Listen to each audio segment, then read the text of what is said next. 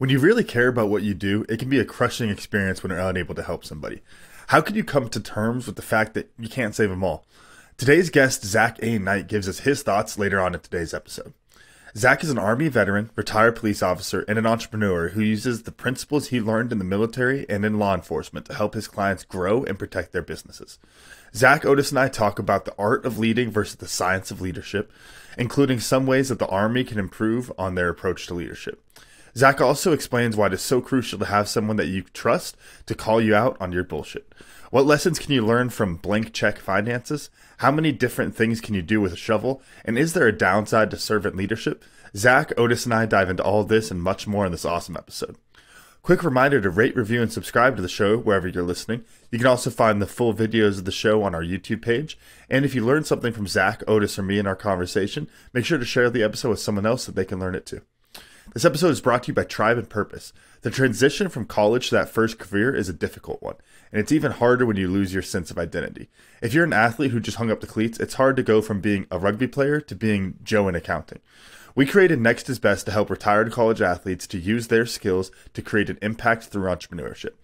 Next is Best by Know Your Tribe will help you to smoothen that rough transition by helping you establish a clear sense of purpose, an actionable path to success, and the tools you need to manage your life. Your 20s are a confusing and chaotic time. Next is Best gives you the tools you need to make sense of the chaos and make this next chapter of your life the best one yet. You can learn more about Next is Best by Know Your Tribe at findyourpurpose.coach. Now here's Cam Otis with the show. Hey, welcome to the Cam Otis Show. On this episode, we're joined by Army vet, good friend, Atlanta fella, city, not Georgia, and his name is Zack Knight. I know there's some confusion out there for you folks that follow Indian music, pop culture, but this is not that Zack Knight. This is Zack Knight, Army, U.S. Army veteran, although Zack Knight very well could be an Army veteran in the Indian Army. I don't know that for sure, Zack.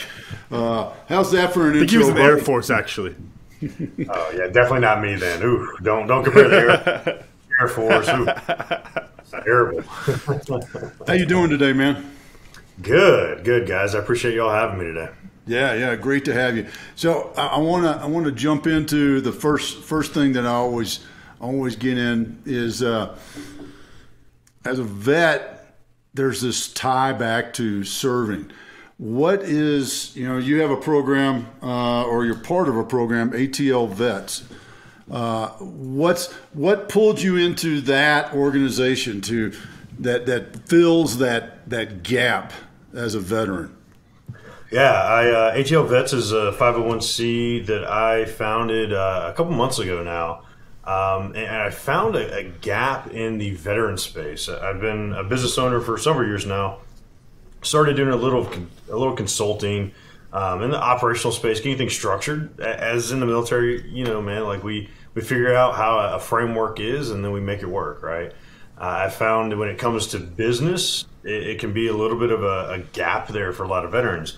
We don't know how to spend money properly. We always go buy the fancy Mustang as an E4, and then get married at 21, and then kind of blow all our money as the years go on. So when it came to business, I saw there's a bit of a gap there, and I thought it'd be a great way to give back to the community, start ATL Vets, and start focusing on helping veteran business owners. How do we grow, scale? ATL, while I'm in Atlanta, ATL actually stands for Advancing the Line. So it's all about moving the needle a little bit for veterans, and a nice little play. We all love acronyms in the military, so it's a nice little play on Atlanta, but really focused on advancing the line for veterans. How did you go about identifying that gap and then making that step into, okay, how am I going to solve this problem? I was that problem for quite a while. There are things I recognized I had no clue about.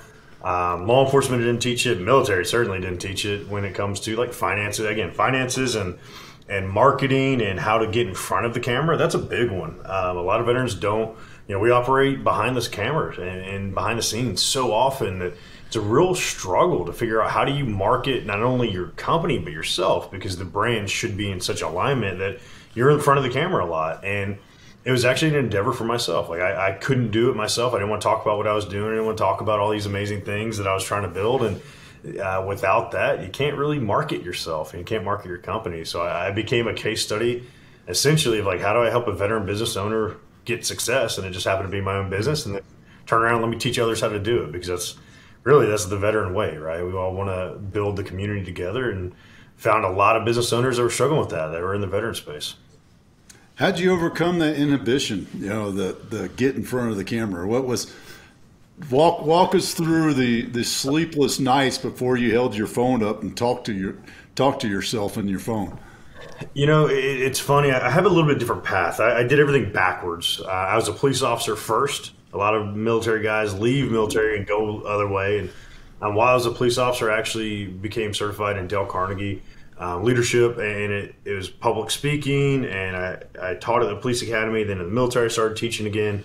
So I was used to being in front of people, just not in front of the camera. And it was really interesting.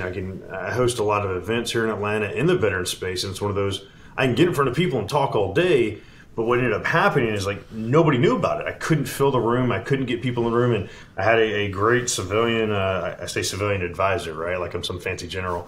But I had a great civilian business coach that said, hey, man, you have to put yourself in front of it. Otherwise, people are never going to understand. And it literally became a very difficult battle of like, do it or you're never going to see the profit, success, and freedom that you really want. Either get in front of the camera or like go to the corporate world, go work for somebody else.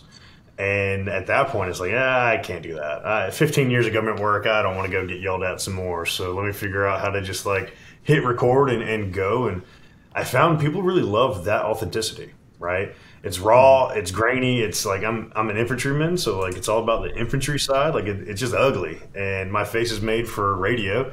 And I'm like, you know what? Let's send it. Let's just go for it. And people ended up liking it enough to let me keep doing it. So here we are.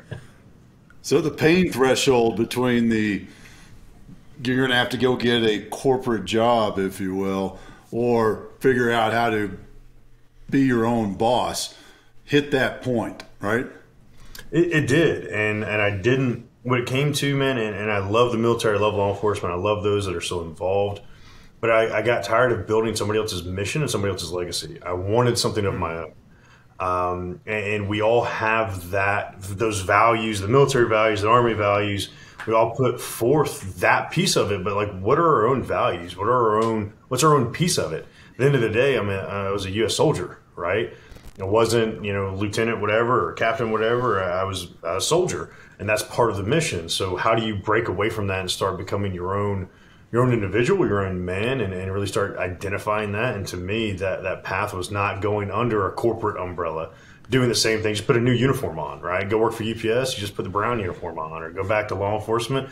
It's all a uniform. So how do you break out of that structure and construct and figure out like, this is what it's like to actually have a little bit of freedom attached to what you're going with?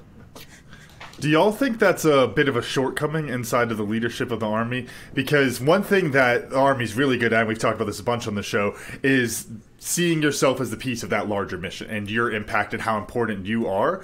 But then now you just got me thinking a little bit, Zach, of not having that ownership component that kind of usually goes along with that in a lot of businesses. Do you think that's a shortcoming there? And if so, what can somebody do to fix that? It's funny, when we were talking the other day, there was a joke made about either leading or leadership.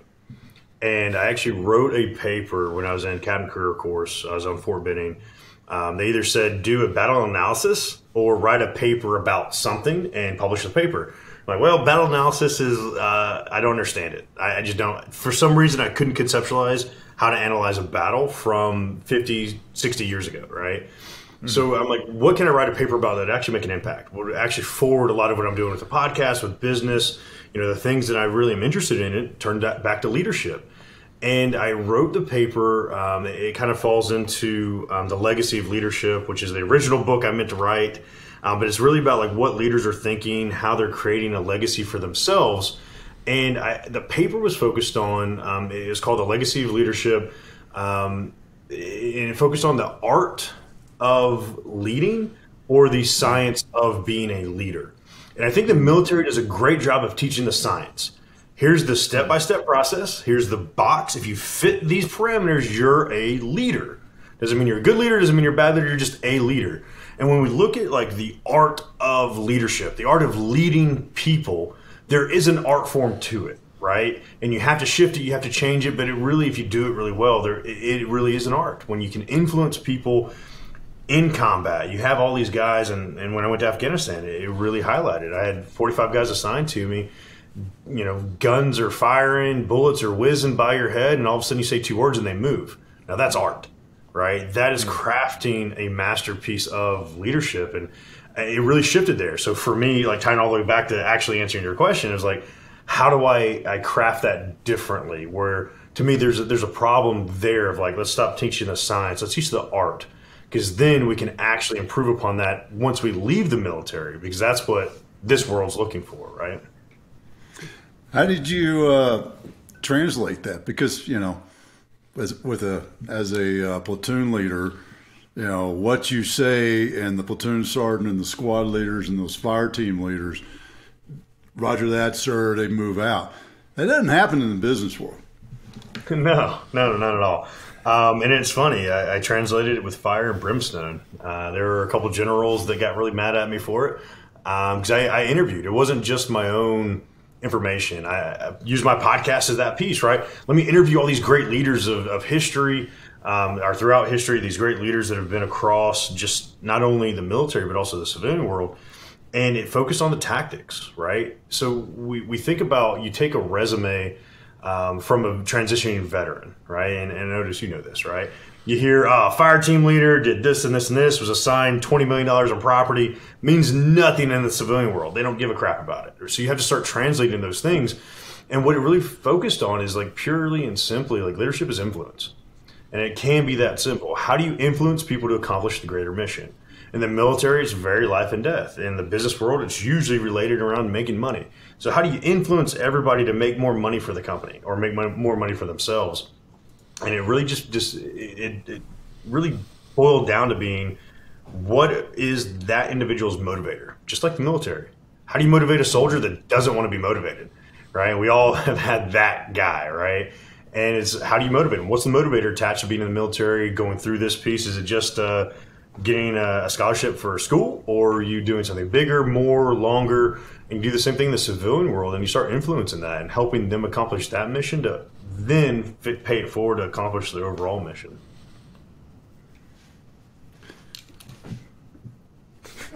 What do you think? Yes. Yeah, I was looking at you. Lean forward.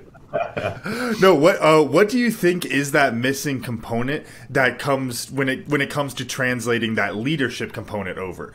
Because I think what you talk about, in the transition of literally these are the things I did and this is what it means in civilian words is one thing. But then I think also the leadership component, the leadership style is very different as you make that transition. So what do you think that key component is? I think finding outside resources. An interesting piece for me, it wasn't that I developed some miraculous science attached that I'm brilliant and I figured out the puzzle, right? It's that I kept asking people. I was curious and I was very interested in learning more. And that's what my podcast was. I didn't want to do a podcast originally, and everybody's like, you have to do podcasts. I'm like, why? Nobody wants to hear me ramble for 30 minutes about stuff, right? And they're like, look at it as a journey of learning more. You have experience in leadership, you have experience in all this, you're learning business, you're tactical, you've been SWAT, you deployed with the Green Berets, like you've done all these things that are tactical, and leading people's like, call it tactical leadership. I shifted a little bit now to the tactical leader, but it's all about a journey of learning about the tactics attached to leading people. And everybody I interview is a leader in their own right, whether it's a small business, a big business. I've had admirals and generals and the who's who in the podcasting world, and it's like, teach me something. Teach me about that piece. So for me, it became a very interesting journey of curiosity and not discounting people because they weren't in the military, they didn't serve, or they're not a CEO. I've had people that were like employees that have taught me, the janitor has taught me so much more about if he can represent the brand well because of the work he's putting in the lobby, just mopping the floor. And he's like, I love it here. This is a great organization. That janitor can teach you more about leadership than the CEO can half the time. And it became that type of journey of curiosity. It's like, who's really teaching this stuff? And let me learn about it. What was the In the shift to business, which is always one of the tough things, because the military pretty much have a blank check, right? I mean, yeah, there's a budget, but truthfully, it's not. There's always more, and particularly in some of the organizations I was involved in. Same. How did you adjust that to, oh my God, now it's finite and I need to measure cash flow and profit and loss and all this sort of wazoo stuff that you just kind of blew off the rest, in previous sense? Honestly, that's a phenomenal question, because it's a struggle. Even today, I went back, I got my MBA in small business operations and security management. I have obviously cop and military. Of course, I have my own security firm, right? Just a natural to start one of those. So that was my first business that I started.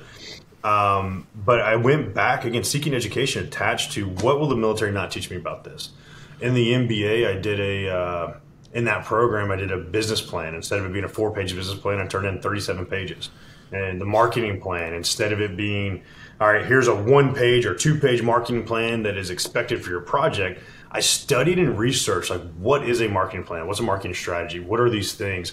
When it came to finances, cash flow analysis, dear Lord, I love my accountant. I am not a money guy. I'm not a numbers guy. I hate Excel, spreadsheets, all those weird formula things that you put in there. I don't get it. It doesn't make sense to me. So it turned into, I found that to be a greatest weakness. Who around me can I hire? Who around me can handle that for me? And it turns in just like in the military. We delegate certain things out. For me, it was, let me delegate my weaknesses out. I'm not a numbers guy. I'm not a money guy. When we put some people in there that are a lot smarter than me to tell me my left and right limits, operate within that, and we can keep on with the mission, right? I think that's one of the big things that the military does teach us as leaders, is that the successful ones, you cannot do it all. And you've got to be able to delegate it down, because guess what you're doing? You're sitting up in the company headquarters for the training meeting. And guess what the guys are doing? Well, they're prepping all the equipment so that you can go train the next day while you're in the training meeting. And if you're trying to do both, then it doesn't get done.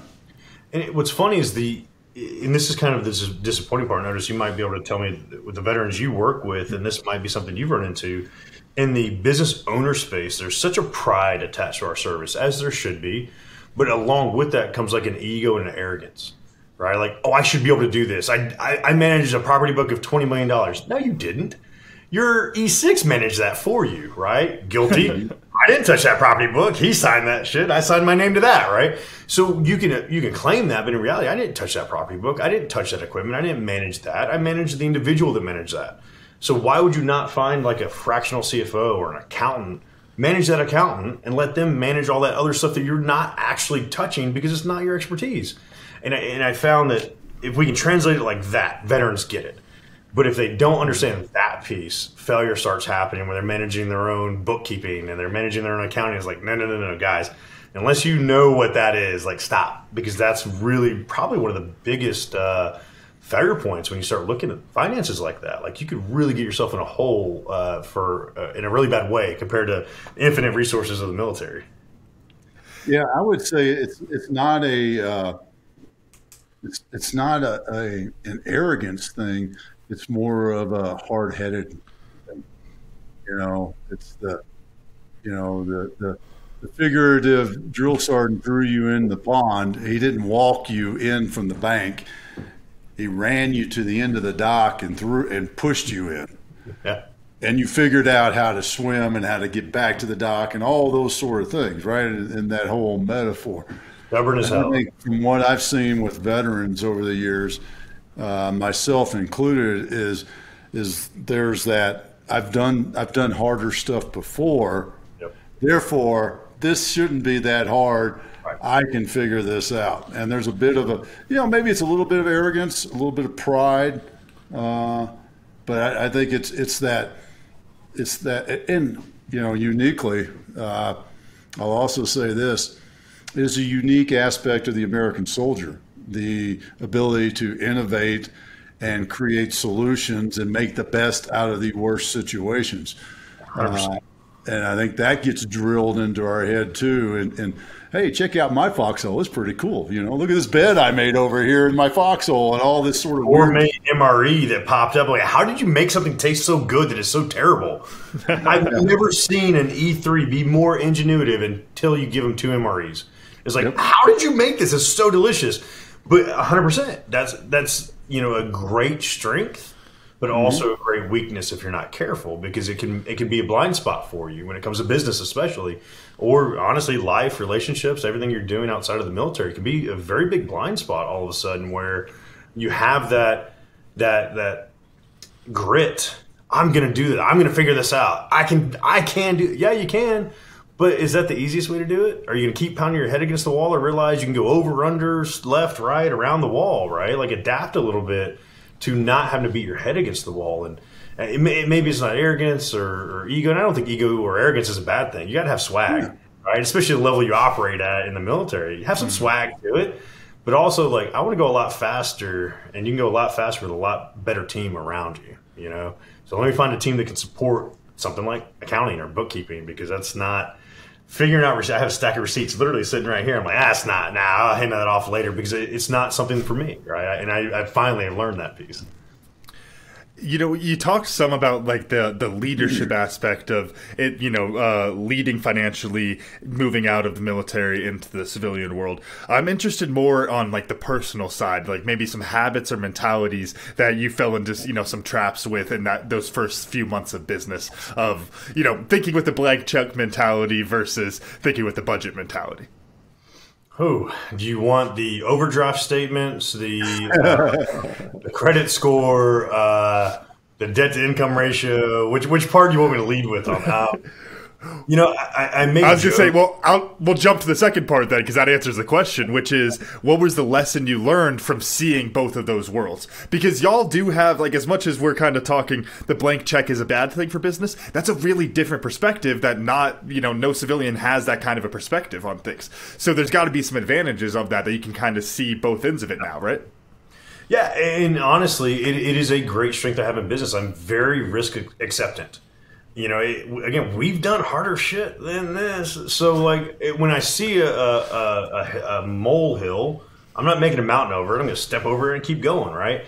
So I've become very risk acceptant in business. I was actually talking, I have a mastermind, a group coaching program I run. We had a meeting this morning. We were talking about it, and I'm like, are you risk acceptant or are you risk avoidant? Neither one's right or wrong. But at the end of the day, I'm very acceptant of, I'm betting on myself because I know what I've done before. Let me bet on myself now. I know I'm going to succeed. I'm going to get a walloping on the way, I'm sure. I'm going to get a new bruise, a new something. But it's going to be a great lesson to further me instead of being scared and nervous and waiting and seeing. And what we have to realize is, like, the universe loves speed, right? If you can attack something, you don't sit back. It was called Blitzkrieg for a reason, because it freaking worked, right? You go and you shock and awe. And if you can apply that mentality to business, it is a great strength. But the caveat to that is you have to have great guidance attached to it. I have an amazing business coach. I have great executive advisors attached to ATL Vets. I'm like full steam ahead, and they're like, whoa, whoa, whoa, whoa. Think about this, think about this, think about this. I'm like, cool. I'm still going to go this way. Just make sure it's like bumper bowling. Bounce me back in the middle and bounce me back in the middle, but I'm going to keep going really hard in the right direction. And that's where, again, the team and the mentors and the coaches become invaluable, because they'll keep you on that straight line. It'll just be a little bit of zigzaggy every once in a while, but overall it ends up being a really great straight line for you. Thanks for listening to this episode of the Cam Otis Show. If you're enjoying this conversation, then make sure to share it with other lifelong learners in your life. Stay up to date with the show on Facebook and Instagram at Cam Otis Show, and subscribe to our channel on YouTube so you're the first to hear about new episodes and other special content. Now let's get back to the show. Well, there's some irony. I heard this just the other day talking about businesses, and I think they're talking about like movie studios and this type of thing. And I think, if I remember right, the studio was A24. They got some guy, and they gave him the money and brought him on for 3 movies without any scripts, because they had faith in the person, and they threw all this money into it, and it's wound up working. Been very successful. But the term they used was war chest. It's like, if you have have the war chest to go make those kind of moves, then you can, and it can be really good for your business. But you've got to have that war chest, that money stacked up somewhere in order to be able to make those moves. And what I want to know, Zach, is do you think, I guess, how important do you think the preparation aspect is versus the mentality?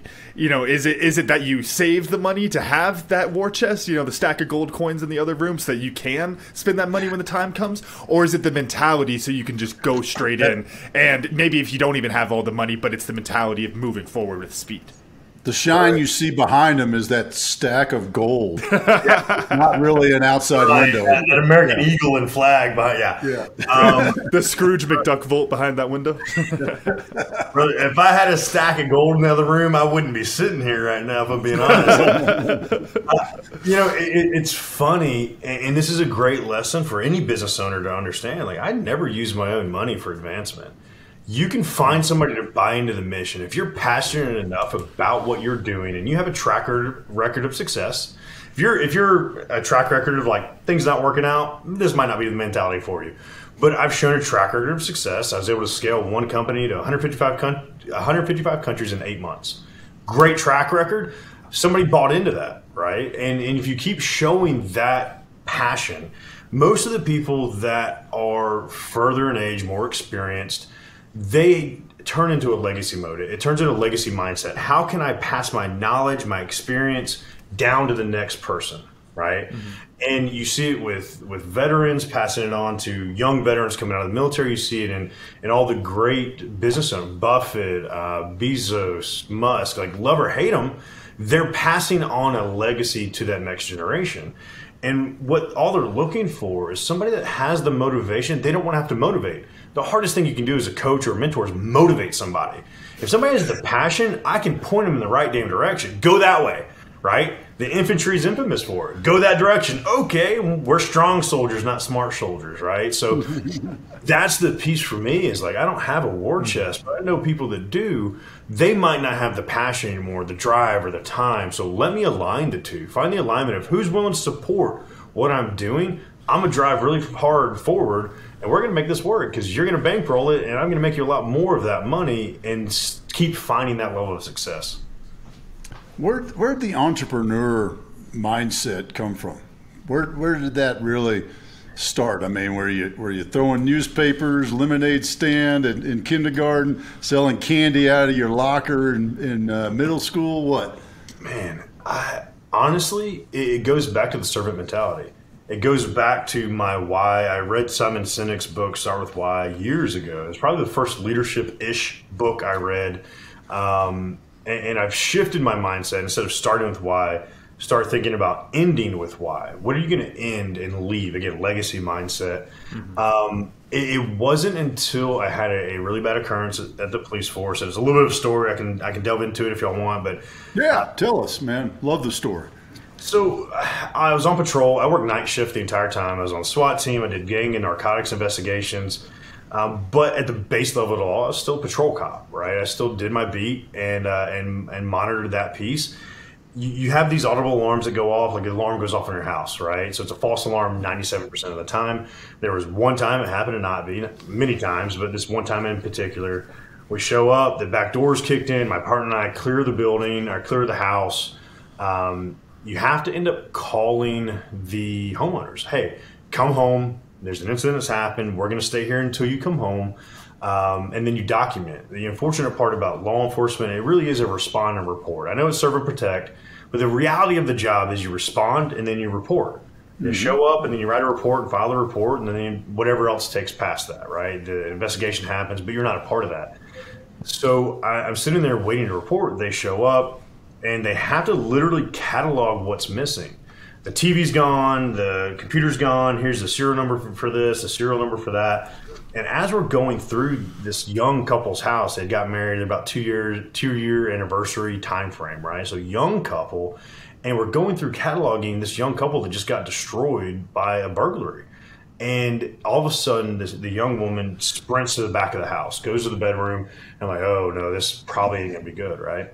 So I follow her back there, and she's in the middle of the room, and her jewelry chest is like laid out. And she's like just going crazy looking for something. I'm like, man, what's happening? What are you missing? And she's like, my grandmother died 2 weeks ago, and she left me this heirloom ring, and I have to find it. And she was just manic about it. And the unfortunate part about jewelry, there's no serial number. You can't track it. You can't trace it. It's not going to get pawned usually. And she's sitting here trying to find it, couldn't find it. And she's bawling. She looks up at me and she's like, how can I ever keep this from happening to my family again? How can I ever stop my parents, my kids from ever feeling this feeling again of being, it's not even a victimized feeling, it's being violated, right? Mm-hmm. And as a cop, you cannot give an answer to that. Because if you answer to that, you give a recommendation, go try this alarm or this lock, and it fails, you'll get sued for it. We became such a heavy liability society. I would get sued, the police department gets sued, the city would get sued. So you're actually trained, I'm sorry this happened to you, and you just console, right? It, for years, bugged me. I'm like, why can't we give an answer to that? And I was a cop. Literally, the zone I was in when that happened was 2 blocks over from where I grew up playing t-ball. So it's like, this is my backyard, literally. So very passionate about this piece of it. My last name's Knight. I've got armor tattooed on me. Like, I want to be a protector, yet I can't protect this one couple. And for years it bothered me. And as I transitioned, left, went to the military, I was actually in basic training. And I'm that guy that had a napkin in the middle of the night writing a business plan out.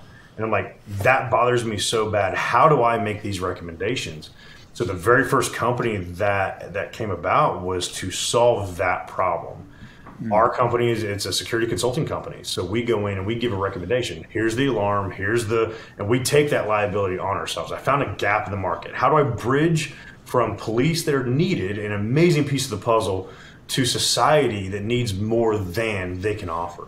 And my company meets in the middle, and it turned into a big problem I wanted to solve. I want to help families in my neighborhood feel safe again.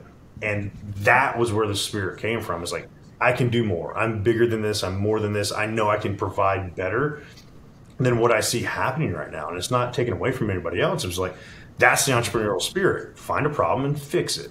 That's the military spirit. Find a problem, fix it, right? You go and you do something about it. You don't just let it keep happening. And that's where it all came from. Like, I know it's a long-winded story, but it turns into like, there's my why. Helping those that can't help themselves. They want help. They need help. They want to take action. Again, they're willing to take action, but they don't know how to yet. And in all my companies, I'm up at 7 companies now, all of them help those that can't help themselves yet. We help teach them to do that. Yeah, well, you've made me, and I just got to hit pause and throw the 2 phrases out that have come up in my head. First one, speed is security. Speed is always security. That's the first thing they teach you in Raider School. If you ain't going to get there on time, get out on the road and run. Run fast, because that's secure. The faster you run, the more secure you are. Yeah, that always works. But then the second one is always improving your foxhole. And that's that whole idea of, as I'm, it starts with the whole, how do I save myself from getting blown up, hit by shrapnel, hit by bullets, all these sort of things. But really, when you think about the true attitude of it, is what's okay right now won't be okay tomorrow. How do I make things better each and every day? Not just things around me, but myself, my business, the people around me, the things and objects. How do I increase the improvement? I think it's a little chilly today, wind's whipping, and it's like, well, that window is not quite shut all the way. So, I could improve my energy efficiency. Thank you very much. Otis gets the green mark for the day, so then I'm not heating the outside, right? But it's that sort of an attitude. I'm making fun of it, but there's so much truth to that, yes, in who that you are and the foundation that was drilled into your head. Service. As a young soldier, and I'm sure even as a cop, because I'm sure had some similar principles as a beat cop. How do I get better as a beat cop? How do I get better as a SWAT? Yeah, I'll throw that back to you on your thoughts on that. Yeah, everybody that was on the SWAT team with me, and not everybody, most of the salty dogs, right? There's a Marine, there's a Navy vet, there's like all those guys were military, and they're taking those lessons into the SWAT team, very paramilitary, right? So not military, but close. Similar standards. We have PT tests to like pressing the uniform to like looking sharp. All of those things set me up great for great success in the military. But it really goes back to that servant and service mentality. I want to serve those around me. I still want to serve those around me. I'm shifting it a little bit, and at the end of the day, like now I'm serving veteran business owners. Why do I want to do that? Well, I'm a veteran business owner, and I've struggled. There are times where like things aren't great. You look around, the VA sucks.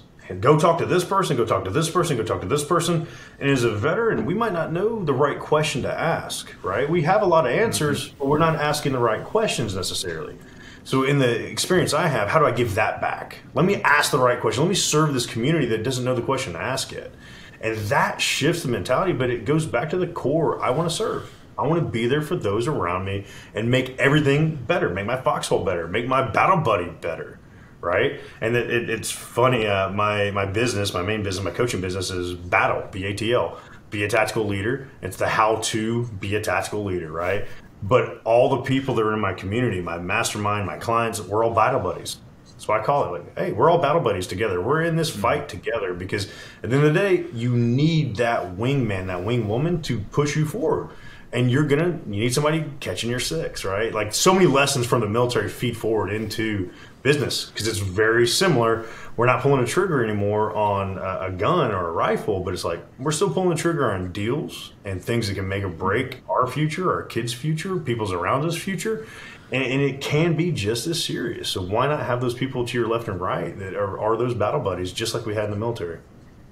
Talking about the weight of that responsibility really got me thinking of what I would consider, and it's a weird way to put it, but like the downside of servant leadership.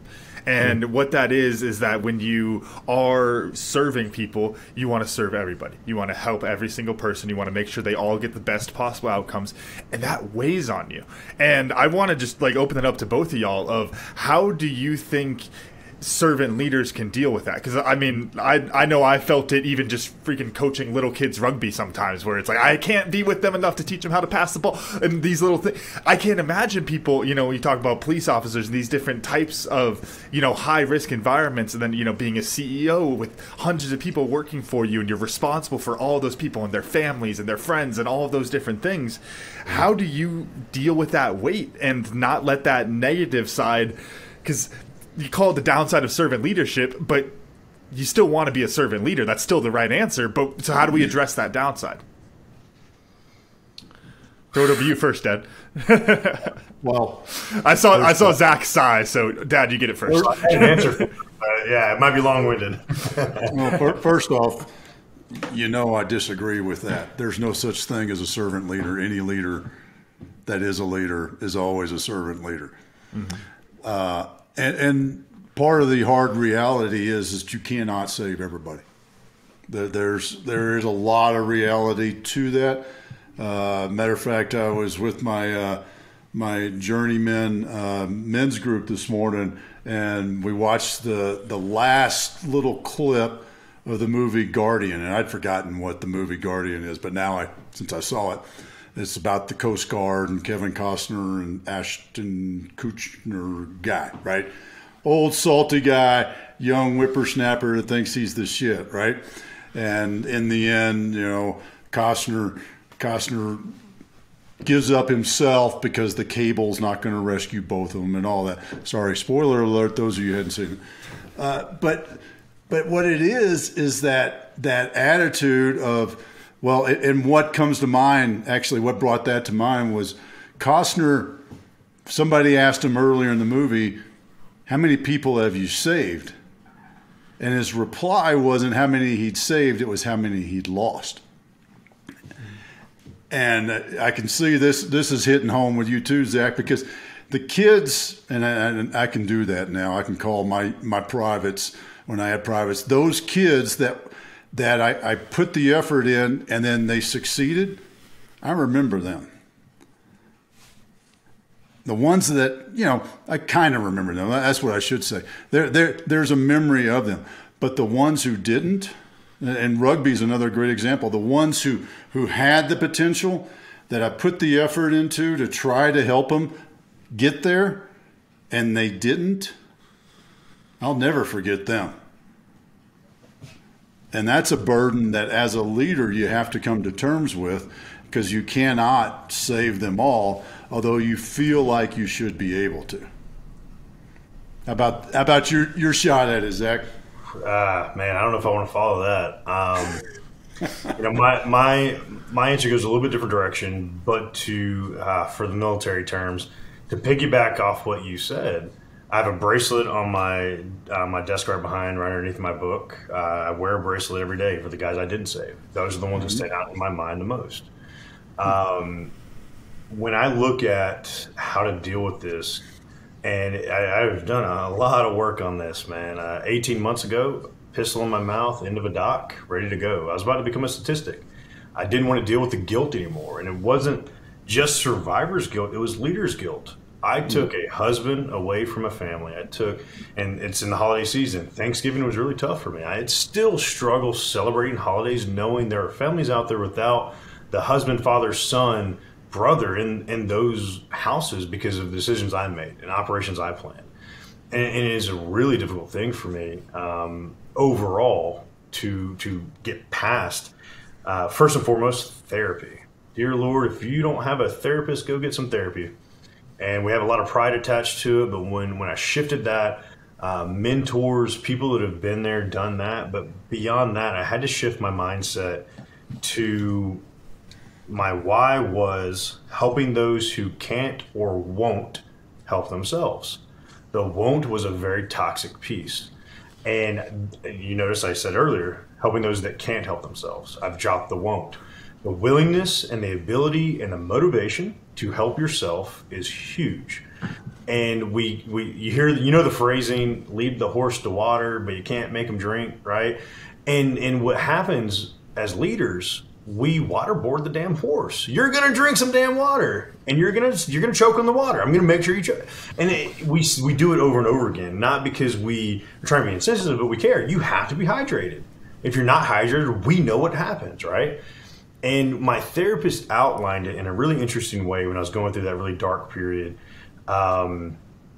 He said, we all get into a hole at times. We all get into that dark headspace. He's like, when you're in that headspace, when you're in your hole, you look over, you find a shovel. What do you do with that shovel?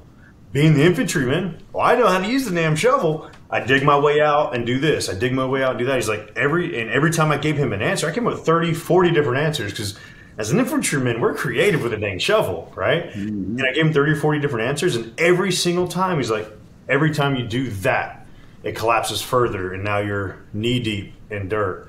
You're knee-deep in our chest-deep in dirt. Now it's coming up where you can barely breathe. Do you feel like you're suffocating every time you can't get out of your hole? I'm like, no, that's not, I don't correlate with that feeling. A lot of people do. I didn't. It's like, so you can get out of your hole. You can get out of your own dark space. I do. Every time I'm there, it might take a day or two. I wallow in the self-pity and the grief, whatever it may be, but I get myself back up. It's like, so when you get out of that hole and you look around in the world and you see a bunch of holes in the world, all your friends, your family, the people that you care about are in these holes. What do? I'm a leader. I jump in and I teach them how to get out of their hole. He's like, so when you do that and they're unwilling to listen to the methods you use to get out of your hole, what do? And the crazy part, I'm a huge believer in fate. And I think there's things out there, whether you're religious or not, I'm very spiritual attached to, something's moving us in the direction and we need to hear the things we need to hear. 2 weeks before this conversation, I told the girl I was dating at the time, I don't care how bad it gets for you. I know you're going through some shit. I will sit here in the dark with you until you're ready to take action. that led to verbal abuse, not a good situation for me, a toxic environment for myself. And he's like, so when you get in that hole and they don't move, what do? I sit there and I tell them, when you're ready, we will do this together. He's like, that's your greatest flaw. You are too focused on serving those around you, wanting to help those that won't help themselves, that you bury yourself under their own weight. So they start digging and they bury you. You have to learn how to have the hand out, but not jump in the hole. Be willing to help those that are wanting that help, wanting to take action, but don't jump in the hole after them and get buried with them if they're not ready to take action. That was the shift for me. And it blew my mind. It was like that for years I had gone through that issue. And I've struggled with that as a leader. We know that the course to take. And yet we couldn't let people go when we needed to let them go. That was the greatest shift for me, because then my weight got a lot lighter when I was only carrying the things I dealt with and not the things that everybody around me was dealing with. It's that weird connection that we all have between like suffering and caring. And I think I got this right. It's an Offspring song, Self-Esteem, I think is the song. He talked about being in an abusive relationship with a girl, and he says the more you suffer, the more it shows you really care, right? And I think that's the trap we all get stuck into. If you think that you're suffering through something to help somebody, instead of stepping back and seeing the big picture of how much more helpful you could be if you didn't just focus on the suffering. Because suffering, even if you do need to suffer through something, that's not a good thing. We shouldn't view it as the good thing, and kind of break that connection between suffering and caring, right? I love how the young whippersnapper just came up with a song from like the 2000s. Like, can we judge him real quick, Otis? Like, hey, who showed me the Offspring though? Come on, Otis. Yep. I laugh, but it is true. I mean, that's a great piece of it. It really is. We think we care so much that we're going to go through it with them. We don't have to, because at the end of the day, we have enough of our own shit to deal with. Mm-hmm. All right, I got to ask this because. We had Lieutenant General Ferreter on the show a few weeks ago, and a man like that all the success he's had in his career, and even now what he's doing with the U.S. National Veterans Memorial and Museum. The thing that comes up every time, and particularly Army officers, successful ones, is that NCO. The thing, and I called General Ferreter out on this, and I didn't get an answer. So I'm going to call you out on the same thing. There ain't an NCO corps in the business world. Who's your NCO? Who's your platoon sergeant? Who's your first sergeant? And how do you find them? Man, I look back, and in the military, my platoon sergeant, as a butter bar, I was 29. At 30, went to Afghanistan as a butter bar. My platoon sergeant, 4th deployment, 18 years in, been there, done that. One of the greatest lessons I learned from Dale Carnegie is sometimes the best leaders are the first followers. Mm-hmm. And as I surround myself with platoon sergeants here in the real world, that circle, the 5 people you surround yourself with that make you who you are, that circle got real small real quick. And she's probably listening. She's in the next room over, so I'm going to whisper. I'm divorced twice. I've gone through some terrible relationships on my end, right? Not being there. Let me tell you, having a woman by your side or a significant other by your side that will call you on your bullshit because you need it, that is a game changer. And when I tell you she calls me, I'm probably going to get a text here right now because I'm giving her too much praise.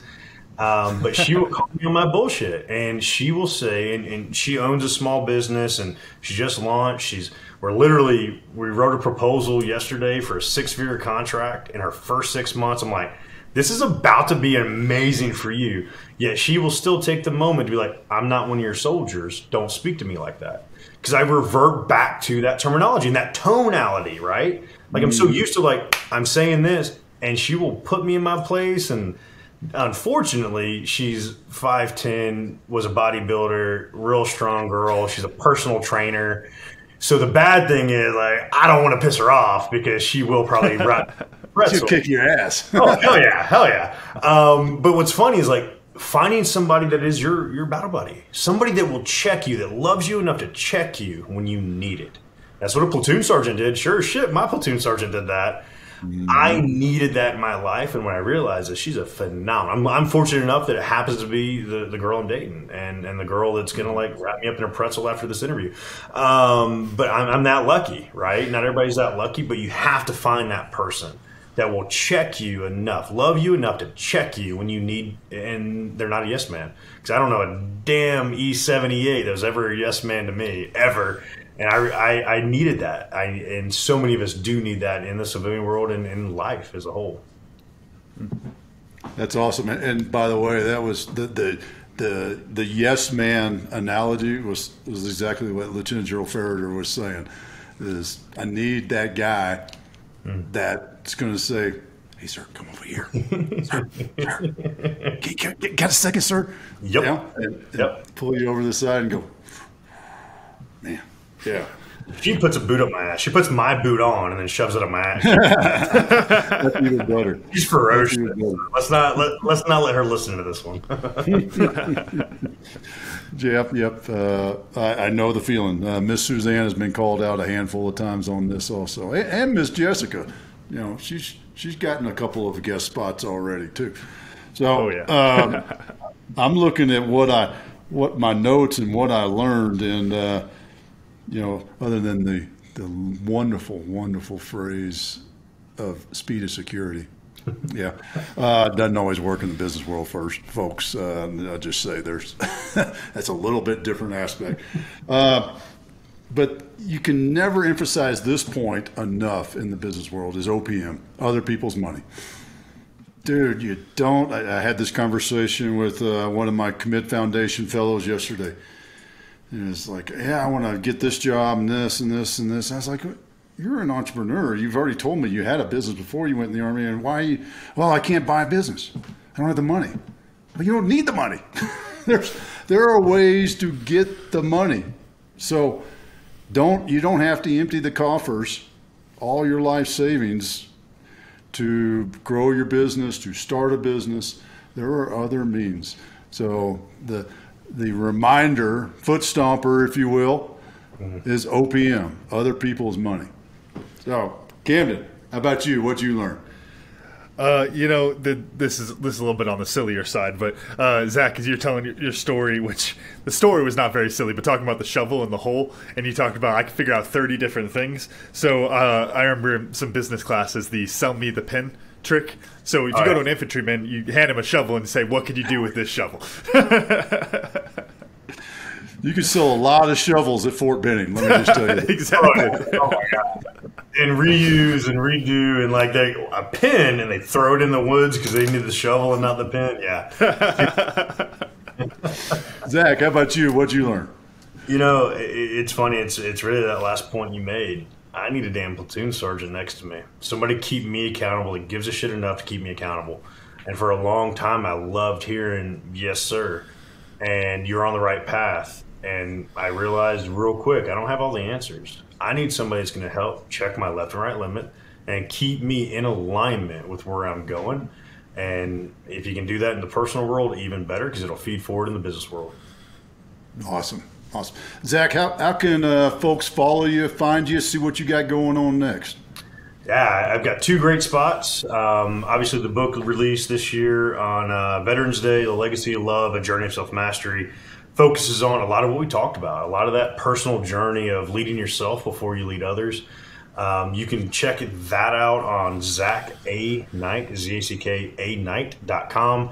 Same thing across social media. But what a lot of that leads to is a community I have of individuals talking about this conversation. If we leave it under the rug and sweep it under the rug and we don't talk about it, nothing's ever going to change for us. So what that book does, it has a lot of QR codes, and it leads to conversations a lot of people are having about how do we love ourselves again? How do we care enough to master the things that defeat us the most? And usually that's your mind. And that's a big piece for me. So check it out, ZackKnight.com. It'll lead you the right directions. Or DM me, LinkedIn, Instagram, whatever. Shoot me a message. I'm always monitoring those. Awesome. Well, hey, man, it has been great having you. Thanks for letting us know that your girlfriend's going to kick your ass when we wrap up. She already texted me. She actually did it literally. And she's like, fuck, I love you, but I'm coming in there when you hit pause. So, yeah, I'm in trouble, guys. Oh, man. All right. Well, I hope you got your running shoes nearby so that you can get the hell out of there. Zach, it's been great having you, brother. Appreciate you guys. Camden, run us out. I was going to say, speed is security. Run fast, right? That's right. Run faster. All right. Thank y'all for listening to the Cam Otis Show, and a special thanks to our guest, Zack Knight, for joining us today. If you enjoyed today's episode, make sure to pass it along to someone else so they can enjoy it too. Follow the Cam Otis Show on Facebook and Instagram. Full videos of the show are available on our YouTube page, and the full archive of our episodes is available at www.camandotisshow.com. Thanks again, and we'll see y'all.